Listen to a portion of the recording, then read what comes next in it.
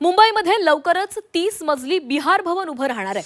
महाराष्ट्रात महापालिका निवडणुकीची रणधुमाळी सुरू असतानाच बिहारमधील भाजप जेडीयू सरकारनं या भवनासाठी प्रशासकीय मान्यता दिलेली आहे. नितीश कुमार सरकारनं यासाठी 314 कोटी 20 लाख रुपयांचा निधी मंजूर केलेला आहे. बिहारमध्ये सध्या भाजप आणि नितीश कुमार यांच्या जेडीयूची सत्ता आहे. या सरकारच्या मंत्रिमंडळाची बैठक नुकतीच झाली आणि त्यामध्ये मुंबईतील बिहार भवन प्रकल्पाला हिरवा कंदील दाखवण्यात आलाय.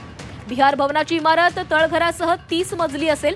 इमारतीत एकूण 178 खोल्या असतील, तर 72 व्यक्ती बसतील इतक्या क्षमतेचा कॉन्फरन्स हॉलही असणार आहे. त्यामुळे आता या बिहार भवनावरून मुंबईमध्ये राज्यभरामध्ये अनेक राजकीय पडसाद उमटण्याची शक्यता आहे.